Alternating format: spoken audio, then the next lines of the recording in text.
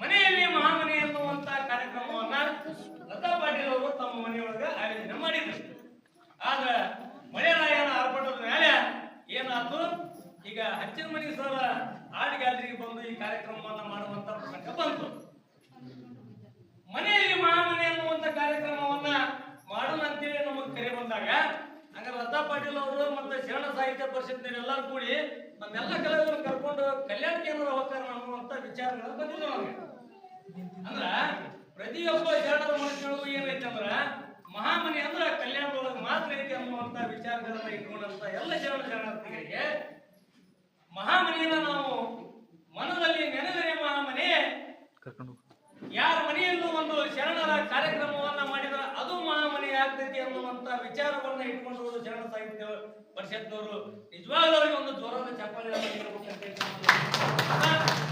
ಈಗ ವೈಚಾರಿಕ ಶರಣ ಕಡಪದ ಅಪ್ಪಣ್ಣನವರ ಕುರಿತು ಒಂದು ಕಿರುದಾದ ನಾಟಕವನ್ನ ಪ್ರಾರಂಭ ಮಾಡ್ತಾ ಇದ್ದೇವೆ. ದಯಮಾಡಿ ಎಲ್ಲರೂ ಶಾಂತ ಚಿತ್ತದಿಂದ ಈ ನಾಟಕವನ್ನ ವೀಕ್ಷಣೆ ಮಾಡಬೇಕಂತ ತಮ್ಮಲ್ಲಿ ಮತ್ತೊಮ್ಮೆ ಕೇಳ್ಕೊತಾ ಎಲ್ಲರಿಗೂ ಶರಣಾರ್ಥಿಗಳನ್ನ ತಿಳಿಸ್ತೇನೆ.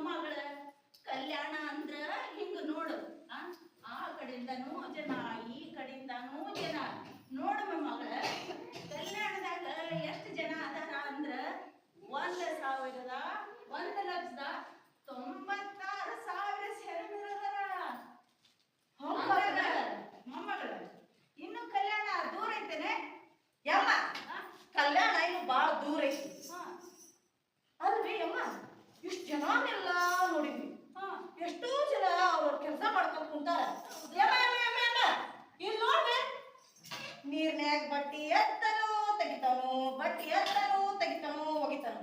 ಯಾಕಮ್ಮ? ಅಯ್ಯೋ ದೇವಿ, ನೀನು ಇವತ್ತ ಇಷ್ಟು ಚಲೋ ಬಟ್ಟಿ ಉಟ್ಟ ಕಾರಣ ಯಾರು ಗೊತ್ತ? ಅವನ ಮಡಿಗಳ ಮಾಸಪ್ಪ ನನ್ನ ಕಣ್ಣರ ಸರಿಯಾಗಿ ಕಾಣಂಗಿಲ್ಲ. ಅವರು ಮಾಡಿವಾಳ ಮಾತಣ್ಣ ಅಂತ ಶರಣರೊಳಗ ಒಬ್ಬ ಶರಣ. ಅವ್ರಿಗೆ ಇಲ್ಲಿಂದ ಒಂದು ಶರಣ ಹೇಳಲ್ಲ.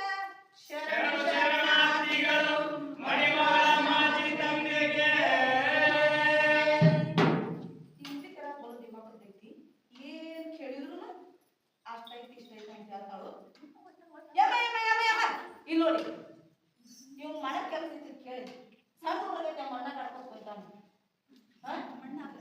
ಕೊಡಪಾನ ಅಂತ, ಕೊಂಬ ಅಂತ, ಗಿಡಿಗಂತ, ಮಿಡಿಕೆ ಯಾಕೆ ಗೊತ್ತಿತ್ತಿಲ್ಲ ಅವಂಗ? ಈ ಕೇಳು, ಈ ದೇಹ ಮಣ್ಣಾಗ ಹೋಗ ದೇಹ ಇದು. ಅಲ್ಲೇ ಕುಡಕಿ ಮಡಕಿ ಮಾಡ್ತಾ ಇದ್ದಾನಲ್ಲ ಅವ ಕುಂಬಾರ ಗುಂಡಣ್ಣ ಅಂತ. ಮುಂಜೆಗಿಂದ ಸಂಜೆ ತನಕನು ತನ್ನ ಕಾಯಕದೊಳಗ ನಿರಂತರಾಗಿರ್ತಾನ. ಅವನ ಯಾರು? ಕುಂಬಾರ ಗುಂಡಣ್ಣ. ಅವನ್ ಶರಣ ಹೇಳಲ್ಲ.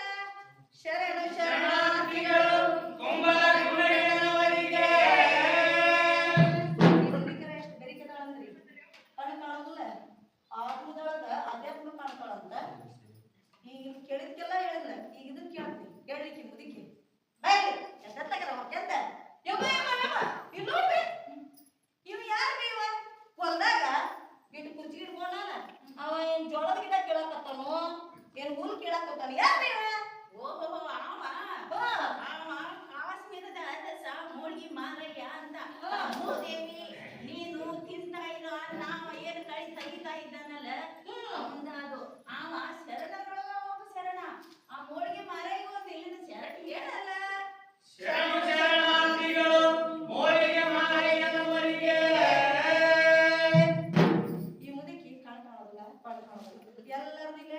ಈಗ ಮತ್ತೆ ಕಲ್ಯಾಣಕ್ಕೆ ಹೋಗ್ಬೇಕಂತ ಮಾಡ್ತಾನೆ ಹುಡುಗಿಗೆ ಇಲ್ಲ ಮೂಡ ಯಮ್ಮ ಬೇ ಇಲ್ಲಿ ನೋಡಿ ದೊಡ್ಡ ನದಿ ಹರಿಯಕ್ಕಂತಂದ ಆ ನದಿಯಾಗ ಒಂದು ದೋಣಿ ಐತೆ ಆ ದೋಣ್ಯಾಗ ಒಬ್ಬ ಈಗ ಉದ್ದ ಕಟ್ಗಿಡ್ದಾನ ಇದ್ರಂತಾನ ಹಿಡ್ಕೊ ಎಲ್ಲ ಮೂಡ ಇಂಥ ಕಟ್ಗಿಡ್ದಾನ ಇತ್ಲಗೊಂದು ಚುಸ್ತಾನು ಇತ್ಲಗೊಂದು ಚುಸ್ತಾನು ಇತ್ಲಗೊಂದು ಚುಸ್ತಾನು ಇತ್ಲಗೊಂದು ಚುಸ್ತಾನು ಯಾರ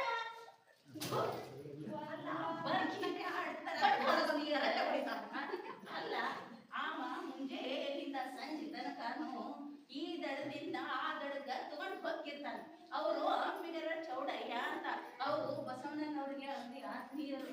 ಅವರು ಮುಂಜಾನೆಯಿಂದ ಸಂಜೆ ತನಕ ತನ್ನ ಕಾಯಕದೊಳಗ ನಿರಂತರಾಗಿರ್ತಾನೆ. ಅವ್ರಿಗೆ ಒಂದು ಇಲ್ಲಿಂದ ಶರಣ ಹೇಳಲ್ಲ ಶರಣಾರ್ಥಿಗಳು ಅಪ್ಪಣ್ಣ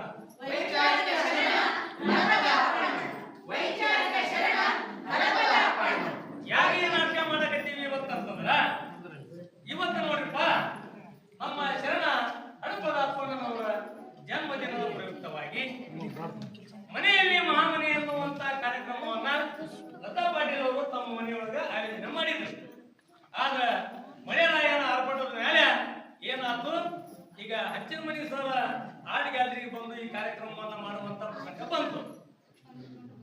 ಮನೆಯಲ್ಲಿ ಮಹಾಮನೆ ಅನ್ನುವಂತ ಕಾರ್ಯಕ್ರಮವನ್ನ ಮಾಡೋಣ ಅಂತೇಳಿ ನಮಗೆ ಕರೆ ಬಂದಾಗ ಹಂಗ ಲತಾ ಪಾಟೀಲ್ ಅವರು ಮತ್ತೆ ಶರಣ ಸಾಹಿತ್ಯ ಪರಿಷತ್ನಲ್ಲಿ ಎಲ್ಲರೂ ಕೂಡಿ ನಮ್ಮೆಲ್ಲ ಕಲಾವಿದರನ್ನು ಕರ್ಕೊಂಡು ಕಲ್ಯಾಣಕ್ಕೆ ಏನಾದ್ರು ಹೋಗ್ತಾರ ಅನ್ನುವಂತ ವಿಚಾರಗಳು ಬಂದಿದ್ದು ನಮಗೆ. ಅಂದ್ರ ಪ್ರತಿಯೊಬ್ಬ ಶರಣರ ಮನುಷ್ಯರು ಏನೈತೆ ಅಂದ್ರ ಮಹಾಮನೆ ಅಂದ್ರ ಕಲ್ಯಾಣದೊಳಗೆ ಮಾತ್ರ ಐತಿ ಅನ್ನುವಂತ ವಿಚಾರಗಳನ್ನ ಇಟ್ಕೊಂಡಂತ ಎಲ್ಲ ಶರಣಾರ್ಥಿಗಳಿಗೆ ಮಹಾಮನೆಯನ್ನ ನಾವು ಮನದಲ್ಲಿ ನೆನೆದರೆ ಮಹಾಮನೆ, ಯಾರ ಮನೆಯಲ್ಲೂ ಒಂದು ಶರಣರ ಕಾರ್ಯಕ್ರಮವನ್ನ ಮಾಡಿದ್ರೆ ಅದು ಮಹಾಮನೆ ಆಗ್ತೈತಿ ಅನ್ನುವಂತ ವಿಚಾರವನ್ನ ಇಟ್ಕೊಂಡು ಶರಣ ಸಾಹಿತ್ಯ ಪರಿಷತ್ನವರು ನಿಜವಾಗ್ಲೂ ಅವರಿಗೆ ಒಂದು ಜೋರಾದ ಚಪ್ಪಾಳೆ ಈಗ ವೈಚಾರಿಕ ಶರಣ ಹಡಪದ ಅಪ್ಪಣ್ಣನವರ ಕುರಿತು ಒಂದು ಕಿರುದಾದ ನಾಟಕವನ್ನ ಪ್ರಾರಂಭ ಮಾಡ್ತಾ ಇದ್ದೇನೆ. ದಯಮಾಡಿ ಎಲ್ಲರೂ ಶಾಂತ ಚಿತ್ತದಿಂದ ಈ ನಾಟಕವನ್ನ ವೀಕ್ಷಣೆ ಮಾಡಬೇಕಂತ ತಮ್ಮಲ್ಲಿ ಮತ್ತೊಮ್ಮೆ ಕೇಳ್ಕೊತಾ ಎಲ್ಲರಿಗೂ ಶರಣಾರ್ಥಿಗಳನ್ನ ತಿಳಿಸ್ತೇನೆ.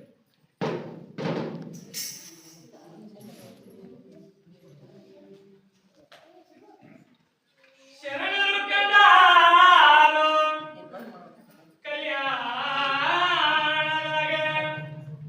ಶರಣರು ಕಂಡಾರು ಕಲ್ಯಾಣದಾಗ, ಕೂಡಲ ಸಂಗಮ ದೇವನ ಅಂಗೈಯಾಗ ಲಿಂಗಯ್ಯ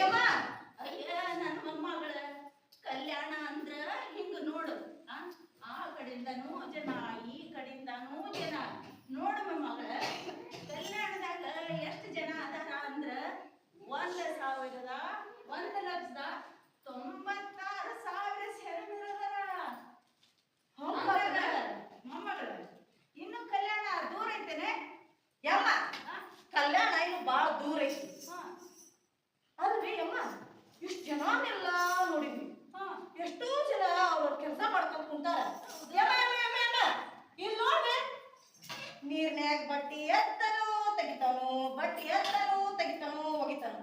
ಯಾರೇನೋ ಅಯ್ಯೋ ದೇವಿ, ನೀನು ಇವತ್ತ ಇಷ್ಟು ಚಲೋ ಬಟ್ಟಿ ಉಟ್ಟ ಕಾರಣ ಯಾರು ಗೊತ್ತ? ಅವನ ಮಡಿಗಳ ಮಾಸಪ್ಪ ಅಂತಾನೆ.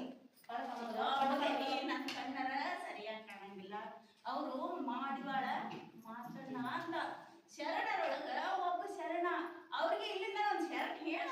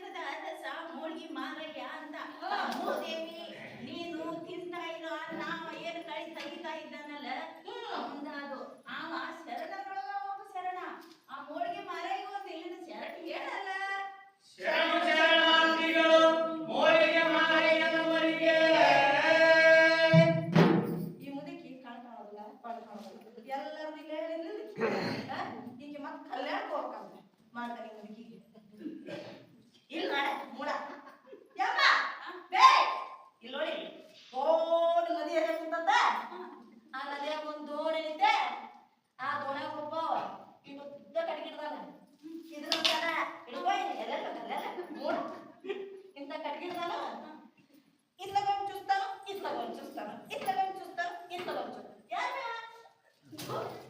ಅಲ್ಲ ಬರ್ಕಿನೇ ಆಡ್ತಾರ ಅಲ್ಲ ಆಮ ಮುಂಜಾನೆಯಿಂದ ಸಂಜೆ ತನಕನು ಈ ದಡದಿಂದ ಆ ದಡಗ ತಗೊಂಡು ಹೋಗಿರ್ತಾನೆ.